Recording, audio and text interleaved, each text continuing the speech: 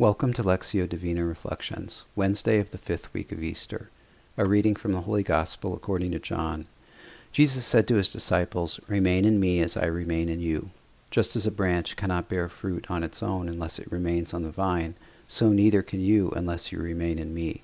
I am the vine, you are the branches. Whoever remains in me and I in him will bear much fruit, because without me you can do nothing." In today's Gospel, Jesus tells the disciples to remain in him. In this short passage, John uses the word remain 8 times. In telling the disciples to remain in him and that they can do nothing without him, Jesus is boldly declaring his divinity. Who but God has the authority to say to a person, "Without me you can do nothing"? The result of remaining in him is this: if you remain in me and my words remain in you, ask for whatever you want and it will be done for you. What is it I can ask God with complete confidence to be done today? God, show me what it means to remain in you as a branch remains on a vine.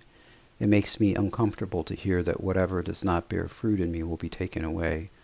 Yet Jesus says that you prune that branch that does bear fruit only so that it bears more. To measure as the human mind conceives is to use numbers and percentages and units, which leads to incompleteness. But your measurements, God, are not my own faulty ones. Please, Lord, let me have less confidence in my way of measuring and more confidence in your superabundant grace and its effects in me. Remain in me, Lord. Take away whatever branch that does not remain on the vine. Let your words remain in me. Glory be to the Father, and to the Son, and to the Holy Spirit, as it was in the beginning, is now, and ever shall be, world without end. Amen.